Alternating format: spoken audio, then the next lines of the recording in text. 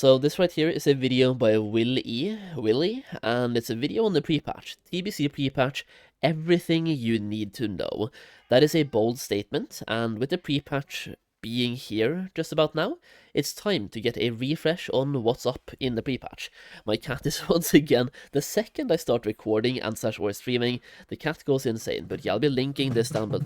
Yo, what is this cat doing? Man, dude, alright. Just gonna check it out here, okay? Well, we have some exciting news. The pre-patch for Burning Crusade Anniversary Realms will be dropping on January 13th, and the expansion itself launches worldwide on February 5th. That gives us just over 3 weeks to get ourselves ready before we march through the Dark Portal once again. That's 1 week extra than we got in 2021, and I think most people are pretty happy about that. TBC is going to introduce tons of things to the game. It refines so many of Vanilla's rough edges while still maintaining that classic feel. There's going to be new mounts, arena PvP, some of the most iconic raids in WoW's history such as Karazhan or the Black Temple, and a new and exciting leveling journey throughout Outland. Of course, there'll be the 2 new races, Blood Elves and Draenei, and each faction having access. And now we can boost the new races as well, Blood Elf and Draenei. Which for like 2 months people had no idea because they told us we couldn't. And at the absolute end they took a massive U-turn and said, oh, guess what, you can now boost them anyway. I do want to say though, TBC itself is arguably maybe one of the best WoW expansions, and it's the most vanilla-like expansion. I guess that makes sense, it's the first expansion after vanilla, so it's like kind of obvious that would be the most vanilla-like expansion, but it's just like, after TBC everything gets more casualized, if that's a word that I can use. Like, heroic dungeons in Wrath are not heroic at all, meanwhile heroic dungeons in TBC actually feel like heroic dungeons. The content just matters more, there's a bigger skill requirement, and you need to have groups, you need to have people to play with, and you can feel that the content is hard. Meanwhile, when Wrath came out, heroics became a joke. We did get heroic raids, that was cool. I'm a huge Wrath baby, so I do think Wrath is a better expansion than TBC. That is probably not a popular opinion to have right now, because right now everybody's favorite expansion was TBC, but the Burning Crusade is more of a vanilla-like expansion. To a new class, Paladin and Shaman. I wanted to put together a video going over all the various ways you can make the most of this pre-patch period of time and really set yourself up for success. Keep in mind the pre-patch is essentially getting all the systems and changes from the Burning Crusade whilst we're still capped to level 60. We won't be going through the Dark Portal properly until a pre-patch. A good way to look at a pre-patch is basically, it's TBC, but the Dark Portal isn't open yet. That's the way it is, and like, you don't have experience bar at level 60, right? Everything else for the most part is in place. February 5th. But with all that said, let's check out what you can do in the pre-patch. Before we go on, a quick word from today's sponsor, Boot.dev. Boot.dev aims to give you the tools to get fully on board with the Python, Go, and SQL programming languages in order to forge a career in back-end web development. It keeps things more interactive than regular online courses by treating this process as though it is a proper RPG with experience, leaderboards, achievements, and more. It's just that bit extra to keep you interested and motivated to progress. Speaking of progress, Boot.dev believe in hands-on learning, and one of the key things they want to get you doing is writing tons of your own code so that you can really get an understanding of each point before moving on. And if you do get stuck, there's always plenty of help too, such as Boots the AI Bear, who will help via asking you questions to help you understand, rather than just instantly handing you the answers. Personally, as someone who spent hours Googling stuff to try and learn things for editing or making videos, having this kind of resource to hand would have been so useful. And even if you want to just check out Boot.dev before committing fully, it really is risk-free because all the content is free to read and watch in guest mode. And there is a 30 days no questions asked refund policy, as well as a free demo of every course and its interactive features. So why not check them out? You can go to Boot.dev and try their courses for free, and then use my code WILLY to get 25% off your entire first year if you choose the annual plan. Many thanks to Boot.dev for the sponsor today. Let's get back to WoW.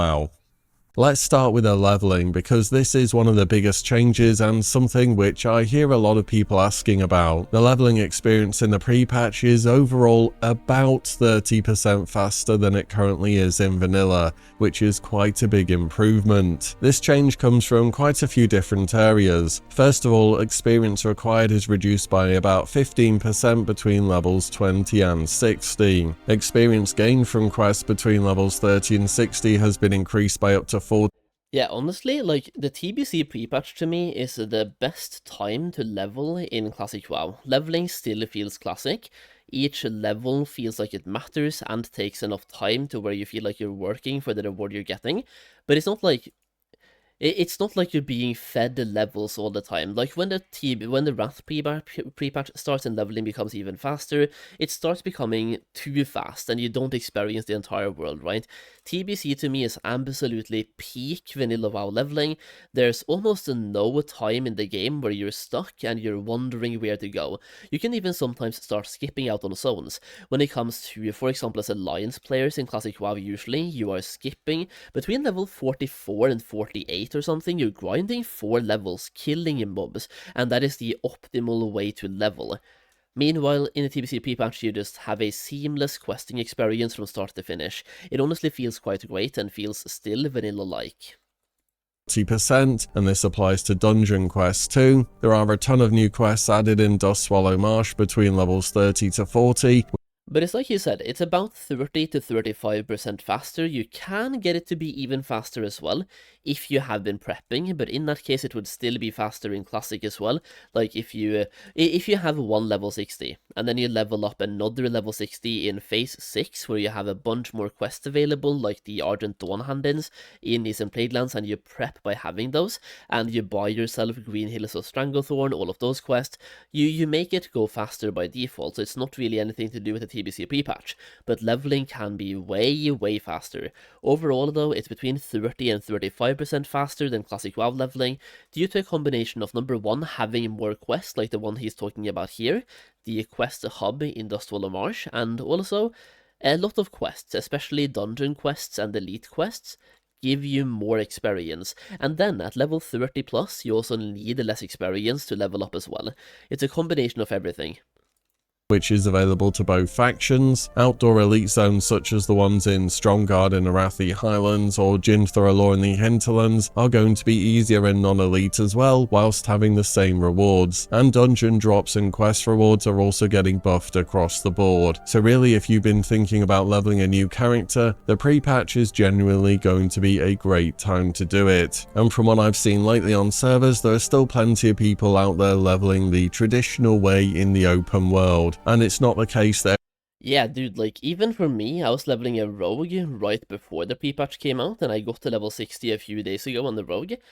The amount of people I've seen out in the open world questing has honestly been kind of surprising.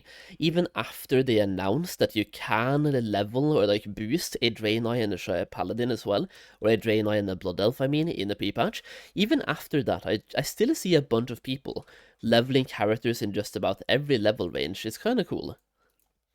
Everyone's getting boosted. A lot of players are coming back for TBC or will be leveling up ults for it, seeing as it's going to be super ult friendly, and they're out there questing. Speaking of boosting, by the way, it appears as though Blizzard is implementing anti-boosting mechanics in TBC Anniversary, which actually were originally put in TBC Classic as well, but they came during the Wrath pre-patch. Specifically, when there's a large level disparity in a dungeon group, experience gains are drastically reduced. Mobs are also gaining immunities to slows and stun effects the longer they are in combat.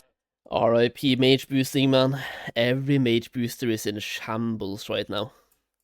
To stop people from doing super prolonged pulls where they're pulling literally hundreds of mobs and gradually AoEing them down. On top of that, in TBC there is AoE damage caps too, but this only really affects you when you're pulling a massive amount of mobs. So overall it seems as though boosting is not going to be on the table as much as it was in original TBC, though as always I'm sure that certain people will find creative ways around this. Speaking of leveling, let's talk a bit more about the new race and class combinations. Blood Elves for the Horde and Draenei for the Alliance will become available, which means Horde now has Paladin and Alliance has Shaman. If you're planning to level one of these during the pre-patch, it's obviously worth having some gear ready to go as well as bags. Remember too that Shamans only wear leather before level 40 and they begin with a one-handed mace, whilst Paladins wear mail before level 40 and start with a two-handed sword. Weapon training does still exist and it works in the same way that it did in vanilla, which means if you're swapping weapon, it's going to take you a while to level that weapon back up to where it's usable again, and you still have to go to major cities to learn new weapon proficiencies. So if you're going to send your ult a new weapon, make sure it's something that they can actually use for a long time. For Shamans out there, when you're leveling, I would absolutely be sticking to enhancement early game. If you do want to play Elemental, I would wait till at least level 39 or so, because then you can have 5 points in Lightning Mastery, making it so your spells don't take forever to cast. Also, your only spell pushback prevention is RNG based, and that's also at a much later level. On top of that, you don't get Water Shield until level 62.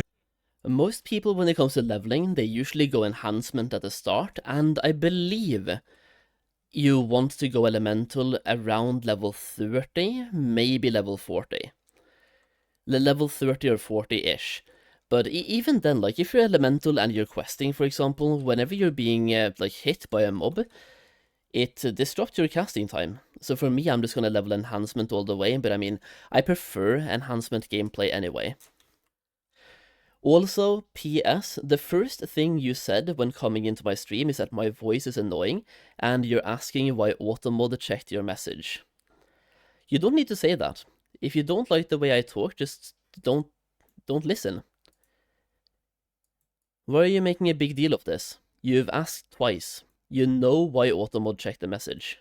So during vanilla, your mana efficiency is still going to be pretty terrible. Now Paladins, on the other hand, you could go Ret, or equally you can go Protection at a super early level. I'd say from 20. That's extremely rude. Yes, just an unnecessary thing to say. If you don't like the way I speak, that's okay. Just shut up and go away. I don't really care. I speak the way I speak, you take it or you leave it. And if you leave it, I don't need to know. I really don't. It's okay. Onwards and start tanking dungeons. By that point, you'll have Spiritual Attunement for mana regeneration, you'll have Righteous Fury for threat, and you've got your brand new Taunt in Righteous Defense as well. Also, Consecration is now baseline in TBC, so you don't have to waste a bunch of points going down the Holy Tree. This is really everything you need, so if you want to start dungeon grinding on a prop paladin, it's going to be a really good time. You can of course also pre-enchant different weapons before sending them over to your ults with maybe Fiery Weapon or Crusader if that's cheap enough on your server. Also enchant movement speed on whatever boots you're sending over to your ults. It's only 8% extra speed, but it really does make a lot of difference when you're running around during those early levels. Of course, Paladins will get Pursuit of Justice if you're going Ret, and you'll get Ghost Wolf.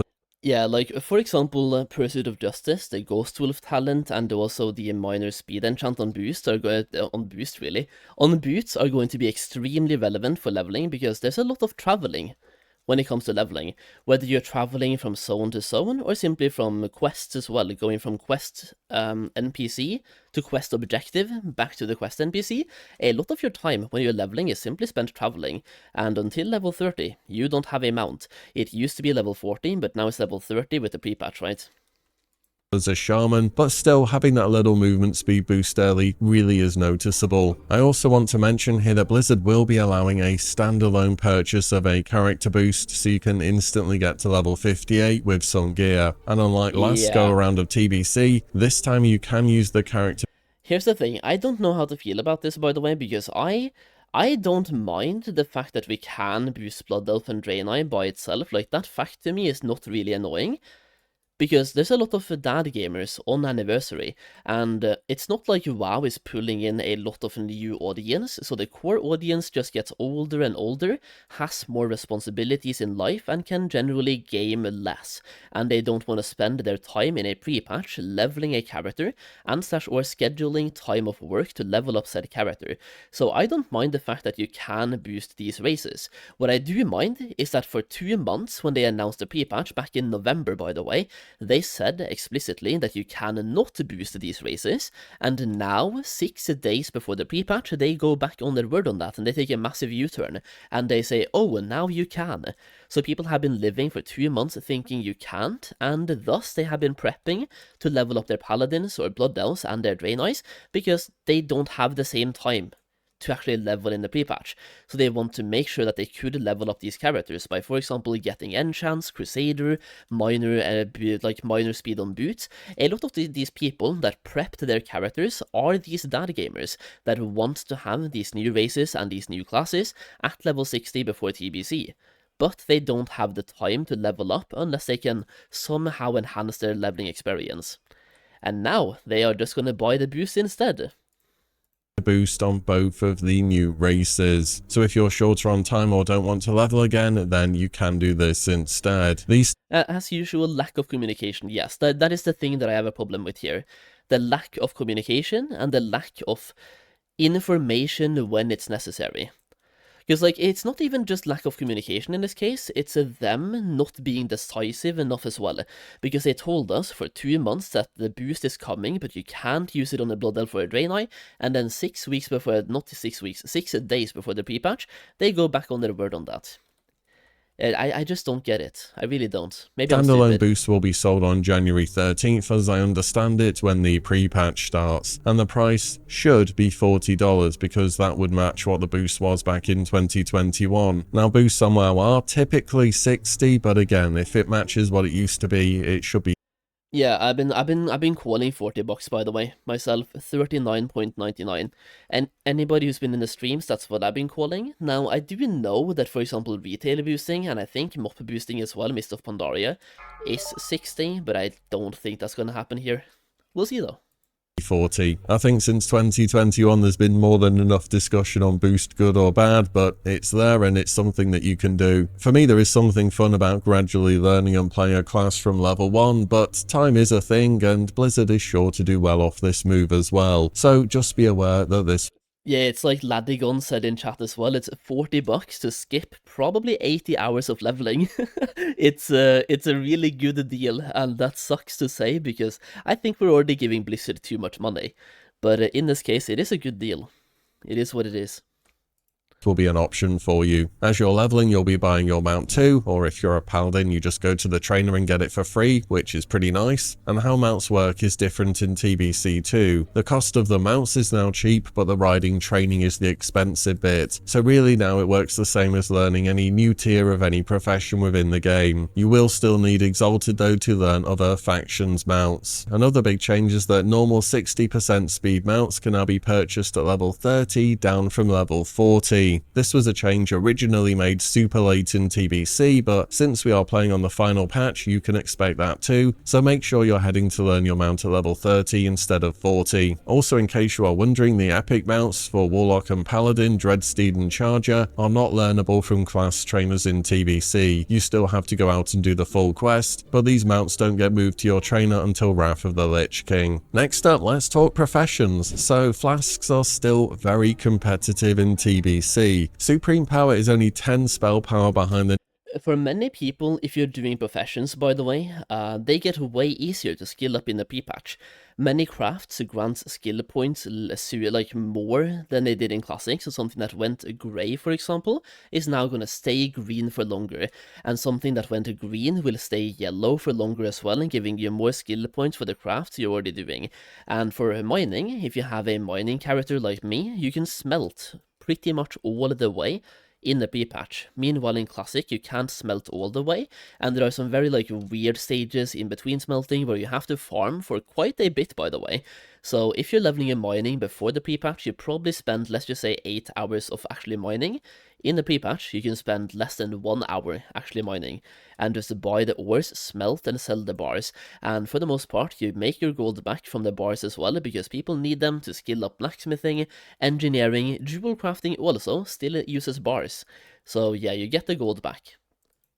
new TBC flask alternatives, and that's only because Blizzard massively nerfed it as well, because flasks in vanilla are just super overpowered. And if you have a bunch of materials lying about and you don't need to make flasks anytime soon for raiding, you should absolutely hold on to them for the pre-patch, because in the pre-patch the cost of making flasks is going down significantly. For example, for Supreme Power it goes from needing 30 Dreamfoil, 10 Mountain Silver Sage and 1 Black Lotus, down to 7 Dreamfoil, 3 Mountain Silver Sage and 1 Black Lotus in TBC. You'll still only be able to make flasks in Blackwing Lair or in Scholomance during the pre-patch, but at the same time it's a decent money saver here if you're sitting on materials, and maybe if you wanted to use flasks while you were dungeon spamming in TBC, or just leveling with them in general. And of course have a think about what professions your class and spec wants for TBC. During the pre-patch itself you'll be limited to level 60 content, and we can't go to Outland. This means we can't learn the new master ranks of professions and begin to train them. However, the pre-patch is still the perfect time to get your professions organised and ready to go when you cross the Dark Portal. Make sure your main character has their professions maxed out at 300, and stock up on materials you'll need initially for the TBC leveling push. There are tons of guides out there on what kind of materials you can use for leveling early on in TBC, though I would suggest if you're in preparation mode now is to do a bit of your own research as well, and see if you can find items which are comparatively cheap and not recommended as frequently. The new profession dual crafting will be available in the TBC pre-patch as well, and you'll also be able to level that up to 300. You'll also need quite a few old world materials to level it as well, and not many people will still be farming those materials once TBC launches, so they're only going to go up in price more and more as time goes on. You'll want bars like Mithril and True Silver, Heavy Stone, and gems such as Aquamarine, Moss Agate, and Tiger's Eye, just to name a few, but really you use all kind of materials from mining. Thorium ore can be valuable for prospecting gems too, assuming it's cheap enough, and you can find some high tier gems in there such as Azerothian diamonds or arcane crystals too. Just another thing to mention as well is that cooldown based items such as Cured Rugged Hide or Arcanite bars won't have a cooldown to transmute anymore in TBC. For those planning to level tailoring, you'll want to stock up on bolts of silk, mage weave, and especially runecloth above all. And leatherworking will still be valuable, as ideally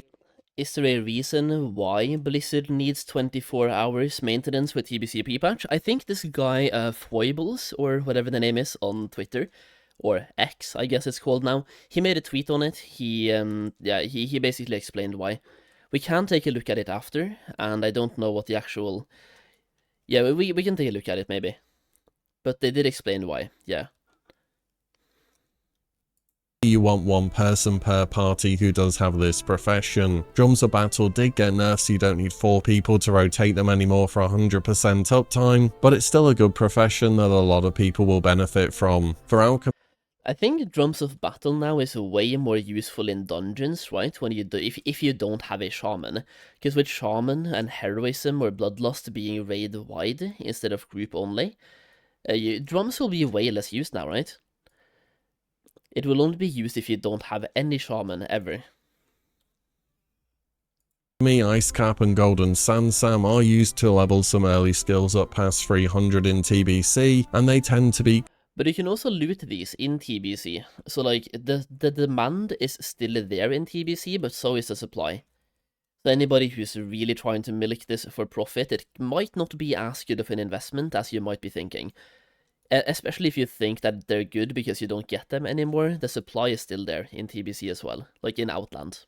Comparatively cheap, so you may want to have a look at those on your server. Other items such as Ghost Mushroom can be good too, as they'll be used for Elixir of Demon Slaying, which you can get from Stonard in the Swamp of Sorrows for Horde, or from Nevergar Keep in the Blasted Lands for Alliance. Despite being an elixir from vanilla, Demon Slaying gives more attack power versus demons than the TBC Flash does, and people will only get more min-max oriented on these re-releases, so I'm expecting Ghost Mushroom to go up quite a bit. And finally, First Aid. There's no reason not to have it leveled up, and even works in Arena as well. Now let's talk about the honor system changes, because there is quite a lot going on here. With the removal of the ranking system, all PvP items can now be obtained through a mix of honor as a currency and marks of honor. You don't need to grind ranks anymore, you just accumulate the currency and then go and buy something. Now there has been some confusion around PvP gear costs, so let me go over what's happening. On the PTR for the longest time for TBC Anniversary, the gear has been shown at massively reduced costs, but Blizzard has just clarified that those prices were actually from the final phase of Burning Crusade Classic in 2022, and they're not what they're supposed to be for the pre-patch.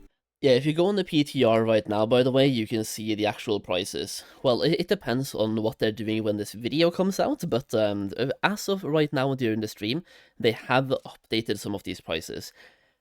These prices have not been adjusted back to their original values yet, but they should be soon. So I'm just going to show you what the cost should be according to the last pre-patch and TBC release from 2021. So the blue PvP set, which would usually be earned from rank 7 to 10, will cost between 2,800 to 4,300 honor, plus 20 to 30 battleground marks. The epic set, which would have been from ranks 12 and 13, will be from 8,400 to 13,700 honor, and 20 to 30 battleground marks each. Weapons are about 19,000 honor for one-handers and 20 battleground marks, and 38,000 for two-handers and 40 battleground marks. By the way, on the PTR, the weapons have been showing at around 4k honor for weeks, so yeah, this is going to be a little bit of a disappointment if you were expecting to get those.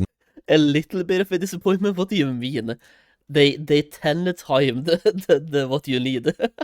That's kind of crazy. No way. Numbers in reality. However, there is also some good news here. Blizzard is doubling honor gains during the entire pre-patch period, so from January 13th to launch on February 5th. So yes, prices are more than what they appeared to be on the PTR, however we're getting one more week of pre-patch and double honor gains. I do remember during the 2021 TBC pre-patch that honor gains were really bad though. In fact, I seem to recall them being so bad that they were actually broken for a while and they had to get fixed. So hopefully double honor is noticeable and you can still work towards gear in a reasonable period of time. All this being said, this is really an option if you want to go the extra mile to gear up your character before they head to Outland, or maybe if you want to get a few pieces here and there as a boosted character. You really don't. Bro, tell me that's not true. I mean, we're gonna find out tomorrow, I guess, when North America gets their pre-patch. Really late tomorrow, or early, like Wednesday, when I play it myself on EU. But basically what he showed here, because the PTR prices has been all around the place, and yeah, like the PTR prices has been really messed up, and Blizzard confirmed they were not the right prices to begin with, and they've been trying to fix it, right? So he just showed what the 2021 pre-patch prices were. And that should be the current prices as well. And I mean, to be fair, it doesn't really make much sense that the two-handed weapon is/was the cheapest honor item to buy. That makes very little sense, right? That the helmet, let's just say, is 13,000 and two-handed weapon is 4. Makes not a lot of sense. When will our server go live? Tomorrow or Wednesday? I did cover it in my video talking about the announcement and the launch of everything, but it's 6 in the morning on Wednesday.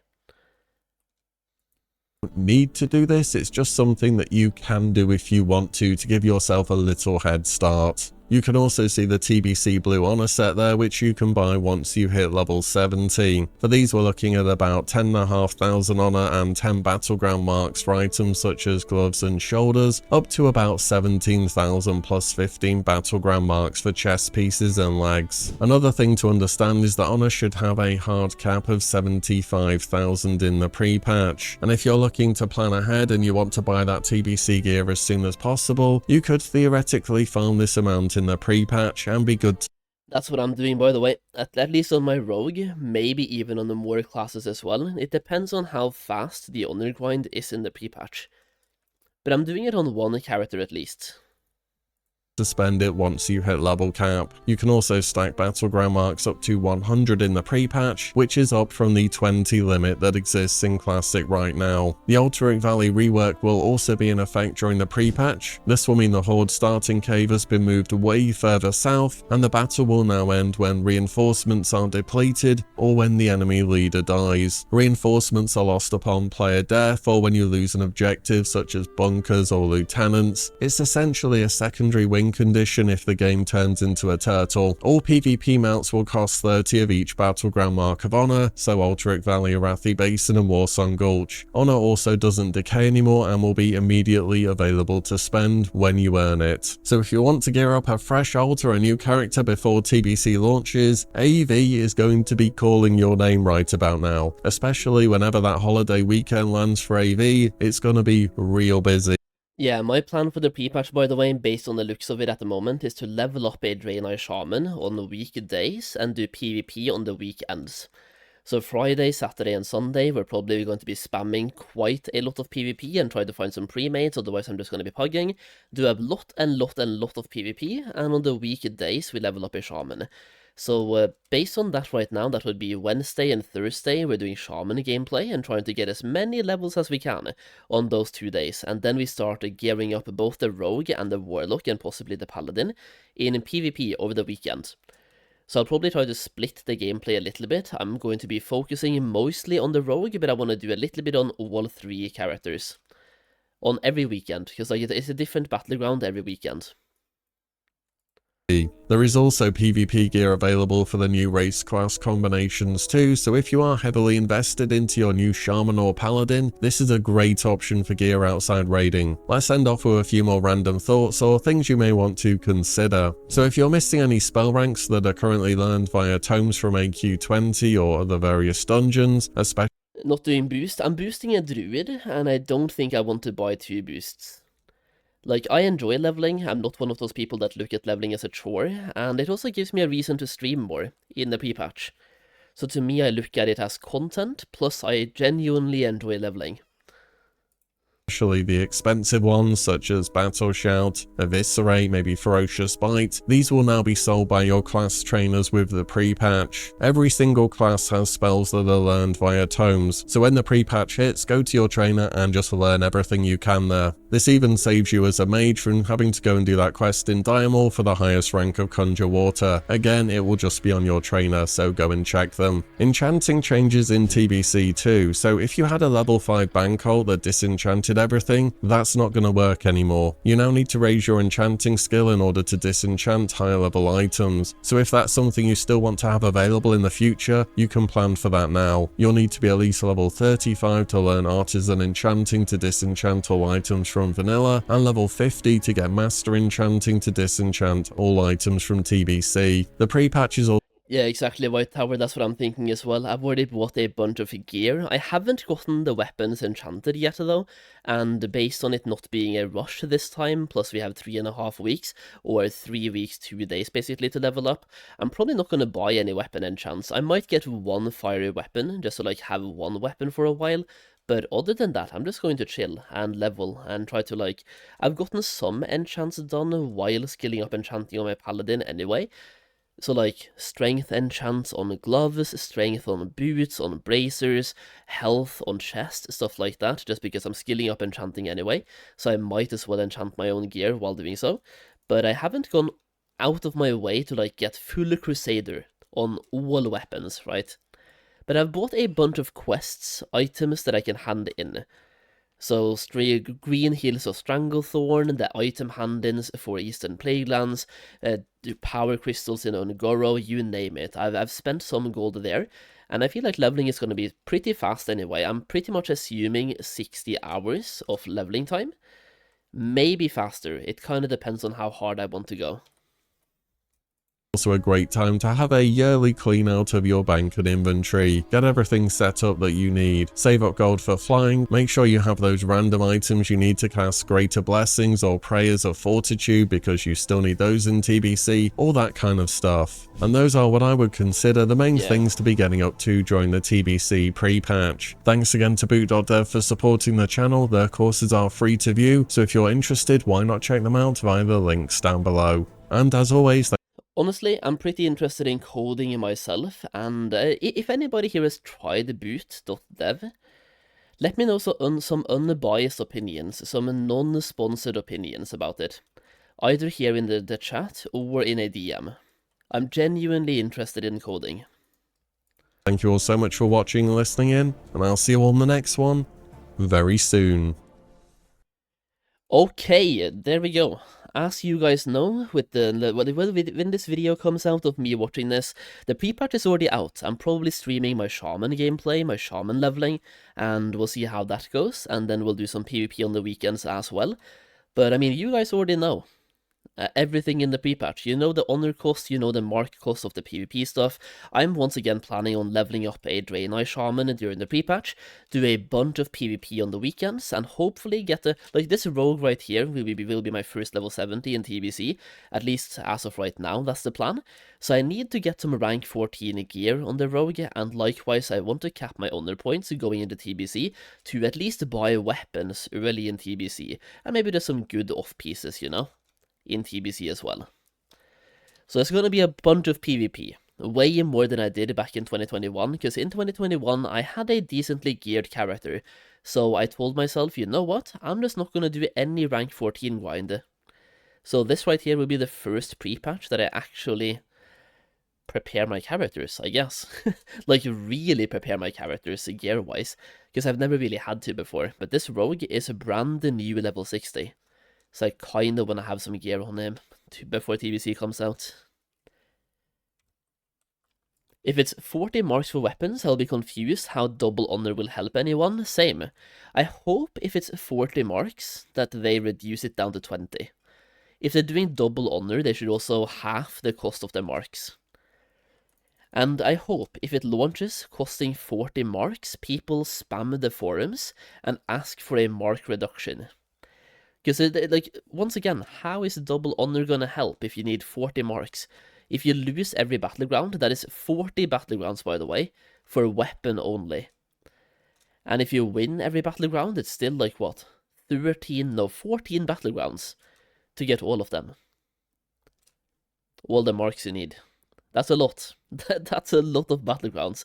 Now, of course, if you're in a good pre-made, doing 14 battlegrounds doesn't really take you that too much time, but still, it's a lot of marks, and it's way more than people are expecting based on the PTR, right?